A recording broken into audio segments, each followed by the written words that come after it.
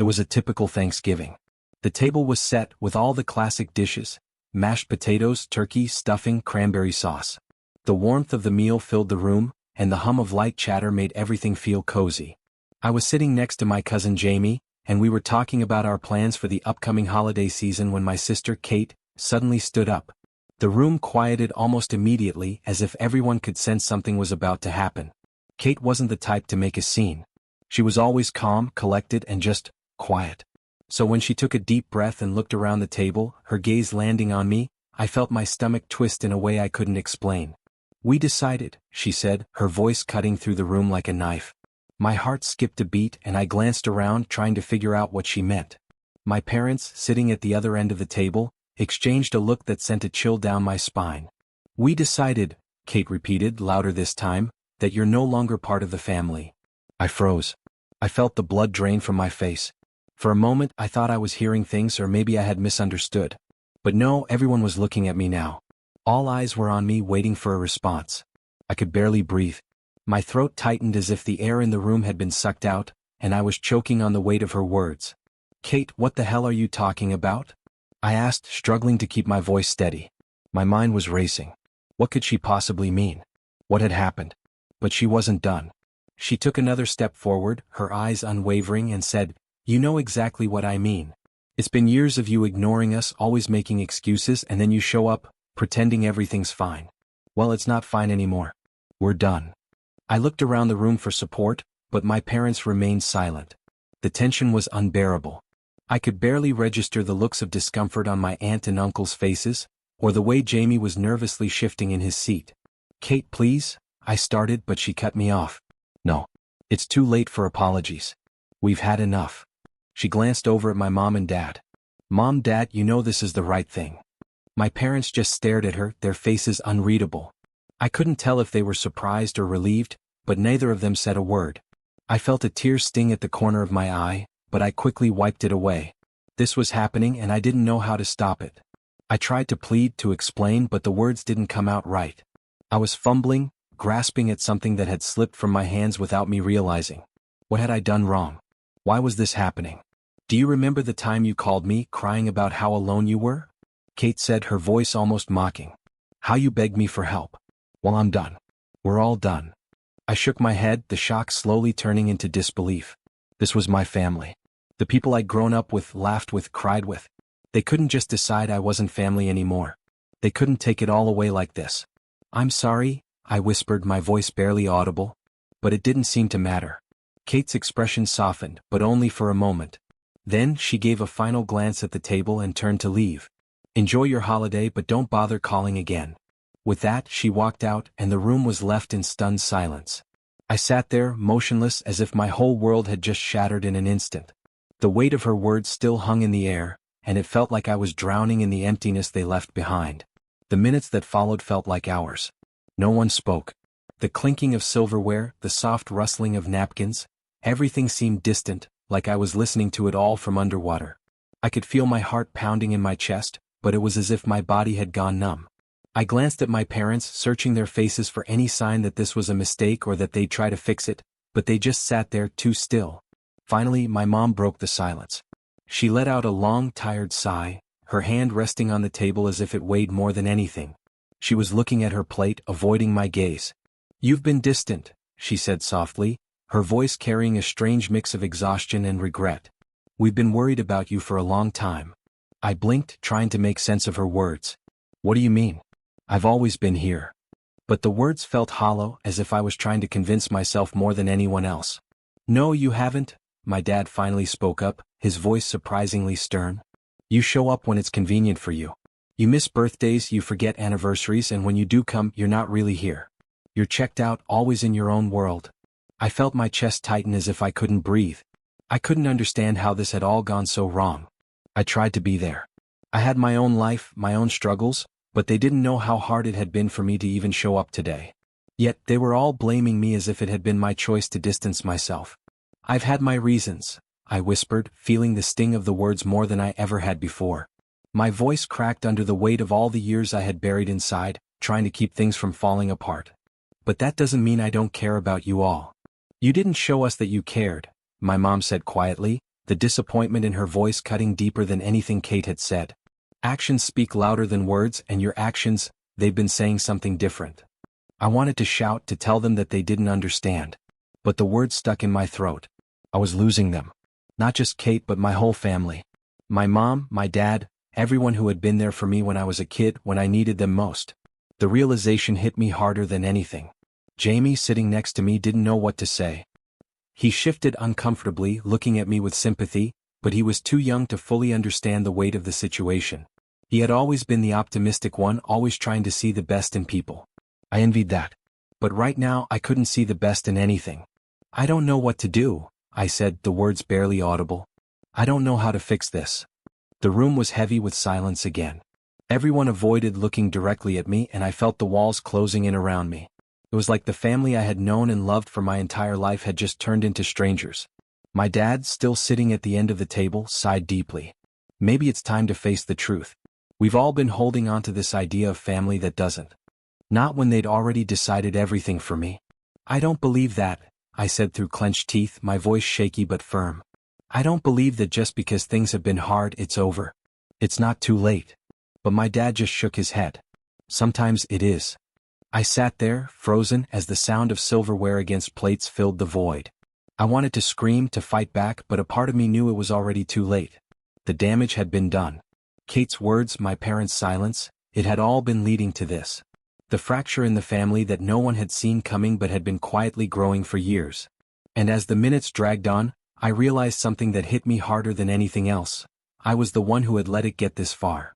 I had taken my family for granted, always assuming they'd be there no matter what. But now, as the coldness of the room swallowed me whole, I understood. I had lost them. Not because they didn't love me, but because I had stopped showing them that I loved them too. The rest of the evening passed in a blur. The smell of turkey and stuffing filled the air, but it felt like a distant memory, a scene from someone else's life. I sat at the table, barely touching my food, barely feeling anything at all except the cold emptiness creeping into my chest. My parents eventually stood up, excusing themselves to go to bed early. They didn't look at me as they walked away, just a quiet resignation in their steps. My heart ached, but there was nothing I could do. I had no words left, no hope of changing their minds. Kate's absence felt like a shadow hanging over the room, suffocating everything. Jamie, sensing the tension, didn't know how to handle it either. He tried to make small talk, asking about school and sports, but it was painfully clear that neither of us were really listening. His eyes kept darting to me, worried but not knowing how to fix what had just broken. When the last of the plates were cleared away, and the house settled into that strange, quiet post-Thanksgiving lull, I retreated to the living room. I wanted to be alone, to think, to somehow make sense of everything. But as I sat there, the weight of the evening pressed down on me harder. The silence was deafening. I picked up my phone and saw the dozens of missed calls and texts from friends, people who had no idea what was happening. I wanted to reach out to someone, anyone, to explain that everything had fallen apart, to try and find some sort of comfort. But I couldn't bring myself to do it. I didn't know where to begin.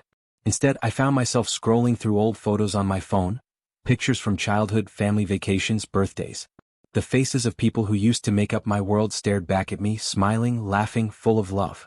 And yet, in the blink of an eye, it all felt so fragile, so distant. The sound of footsteps approaching pulled me from my thoughts. It was Jamie, standing in the doorway, looking uncertain. "Are you okay?" he asked softly, his voice quiet but sincere. I shook my head, not trusting myself to speak. My eyes burned with the effort of holding everything inside, but I couldn't let it out. Not yet. Not when everything was still so raw. "I don't know," I whispered, finally letting the tears fall. It felt like a dam had broken inside of me, the years of bottled-up pain and confusion spilling out in a rush. "I don't know how it all went so wrong, Jamie." He stepped closer, sitting beside me on the couch. For a moment, neither of us said anything. He just sat there, offering me his quiet presence, his silent support. "I don't know either," he said after a long pause, his voice thick with emotion. "But I don't think it's over. Your family, no matter what. I know that. And maybe you just need time to fix things, but it's not too late. Not yet." I looked at him, his hopeful expression a small spark in the darkness. A part of me wanted to believe him, wanted to think that somehow I could fix this, that everything could go back to the way it was. But the other part of me knew how much had been broken. How much had been left unsaid, how many cracks had been made too deep to just heal with time. "I don't know if I can fix it," I said quietly, wiping away the last of my tears. But I have to try. I can't just give up. Jamie nodded slowly. I think you can. You've always been strong. Don't give up on us. I sat there, the weight of his words sinking in. Maybe I couldn't fix everything right now, but maybe that wasn't the point. Maybe the point was to try. To show up, to apologize, to do whatever it took to rebuild what had been broken. It wasn't going to be easy, and I wasn't sure what the future held, but in that moment, I knew I couldn't walk away. I had to keep fighting. As Jamie stood up to leave, he gave me a small, reassuring smile. You'll figure it out. Just don't give up, okay? I nodded, more to myself than to him, the quiet promise lingering in the air. The journey ahead was uncertain, and I didn't know how it would end, but I couldn't let this be the end of my story with my family. It couldn't be. Not if I still had the chance to change it. The next few days were a blur. The holidays came and went, but the wound in my heart never quite healed. I spent hours thinking about what happened at Thanksgiving, what Kate had said, what my parents hadn't said, the way my family had turned into strangers in an instant. Every time I closed my eyes, I could see her face, the coldness in her eyes as she spoke those words. You're no longer part of the family. I couldn't shake them. They haunted me. I tried calling, sending messages, but the responses were as cold as Kate's declaration. My parents' texts were short, distant. They didn't engage with anything beyond the surface. It was like they were already done, like they'd already accepted that I wasn't coming back into their lives in the way I used to be. There was one exception though, Jamie. He still reached out. Not with words of advice, but just checking in. A text here and there, a few messages on social media. It was as if he was holding on to the last thread of connection. I appreciated it more than I could say, but at the same time, it just served to highlight the distance between me and everyone else. It was a week before I finally found the courage to show up at my parents' house. I had spent days trying to figure out what to say, how to apologize, how to make them understand. I didn't know if I could fix what had been broken, but I couldn't let them believe that I had given up on them. The snow was falling lightly as I stood in front of the door, my hand hovering over the knocker. My heart was racing in my chest, my palms sweaty despite the chill in the air. I was terrified. Terrified that they'd shut me out. Not like Thanksgiving. I knocked, my fist trembling slightly against the wood. The door opened after a long moment, and there was my mom, standing there in her usual apron, a look of surprise mixed with caution on her face. Hi, I said, my voice soft. I couldn't make eye contact at first, feeling like I was apologizing before I even had the chance to speak. Can we talk? She looked at me, then glanced over her shoulder as if considering whether to let me in. After a moment she stepped aside. Come in, she said, her voice quiet but not unkind. I followed her into the living room, where everything seemed eerily normal, like nothing had changed. The same old couch, the same pictures on the walls, the same quiet hum of the house. But it was different. It all felt different now, like I was walking on unfamiliar ground. I'm sorry, Mom, I said, taking a deep breath as I sat down on the couch. I know I've messed up. I know I've let you down. But I need you to know that I never meant to hurt anyone. I don't know what's been happening, but I want to fix it. I need to fix it.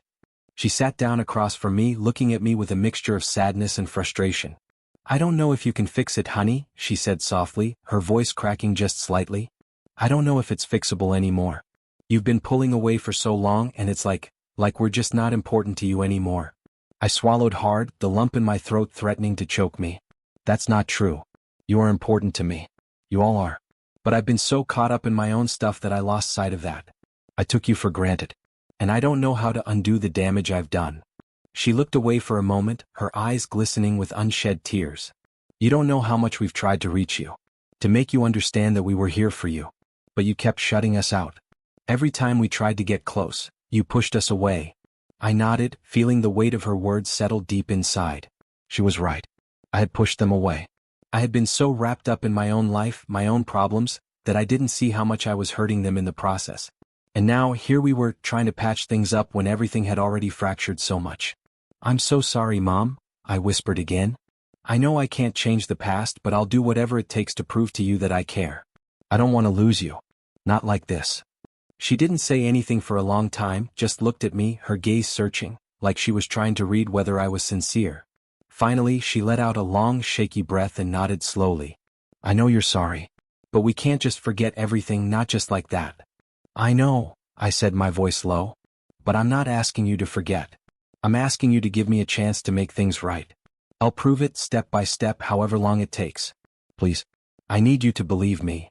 For the first time since I'd walked in, my mom reached out, placing her hand on mine. Her touch was warm, and even though it was tentative, it felt like the smallest spark of hope.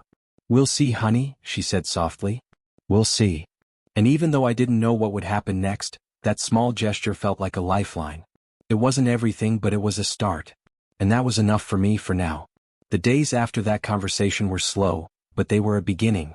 There was no immediate fix, no magic words that made everything okay again. My mom was still cautious, but there was something different in the way she looked at me now, something less guarded. It wasn't all sunshine and rainbows, but at least it wasn't the coldness I'd walked into that night. I kept reaching out. Slowly. Carefully. I sent messages to Kate, though I knew it wouldn't be easy to reach her. I couldn't blame her for being angry, for feeling hurt. I had been the one to distance myself, to let our bond slip away, so why should she trust me now? But I couldn't stand the idea of letting her go completely. I had to at least try. I never got a reply from Kate. But Jamie, bless his heart, kept showing up. He sent me texts with updates on the family, reminding me of little moments that might have gone unnoticed. "Mom's making her famous pie today," he'd text one morning. Or, "Dad mentioned he's been working on that model airplane you guys used to do together." It was like he was trying to bridge the gap for me, keeping me tethered to the family in whatever way he could. It helped, even if it wasn't a solution. A couple weeks later, I found myself sitting with my mom again. This time, the atmosphere was lighter, almost like it used to be. I didn't feel like I was walking on eggshells anymore, though there was still that quiet sadness that hung in the air. But it wasn't just sadness, it was a cautious hope too. A sense that maybe, just maybe, we could rebuild. "I talked to Kate," my mom said one afternoon, her voice hesitant but open. "She's still hurt. She doesn't know how to trust you again." I nodded, knowing full well that it would take time. I had to give her that. "I understand. I'm not asking for everything to go back to normal right away. I just want her to know I'm here." "We'll see," she said quietly. "But I think you've made a start. That's something." Over the next few months, I kept making those small steps, even when it felt like I wasn't getting anywhere. I apologized to my dad too in my own way. It wasn't easy, and sometimes the words felt inadequate, but I knew they needed to hear it. I wanted to show them I wasn't the same person I had been before. I wasn't perfect, but I was trying. And then, one evening, something unexpected happened. I was sitting in my living room trying to distract myself with a book, when I heard a knock at the door. I wasn't expecting anyone, so I opened it cautiously. There stood Kate. She looked older, maybe a little worn from everything that had happened, but there was no mistaking the way she was standing. She was hesitant but not hostile. I need to talk to you," she said, her voice tight. I could hardly believe what I was hearing, but I stepped aside, letting her in. We sat down, both of us awkwardly silent at first. "I'll prove it." And that, in the end, was all we could do, take small steps toward healing. There were no grand gestures, no magic fixes. There was just time, patience, and a willingness to keep trying. The holidays came and went, and while things weren't perfect, they weren't as broken as they once were. Kate and I still had a lot of work to do, but we talked more, even if it was just small updates here and there. My mom and dad began to soften, and we had dinner together again, even if it felt different, quieter, more tentative. But the most important thing was that we were trying. And that, for the first time in a long time, felt like enough. I had learned the hard way that family isn't something you can take for granted. It's something you have to nurture even when it's difficult. I had almost lost them, but I was learning to make up for the time I had wasted. It wasn't easy and it wasn't instant, but it was a beginning. And sometimes that's all you really need. As for Kate, we still had a long road ahead of us, but as she walked out of my door that evening, I saw something in her eyes that I hadn't seen in a long time, the faintest spark of hope. That, at least, was a start. And with that, I knew we weren't done. Not yet.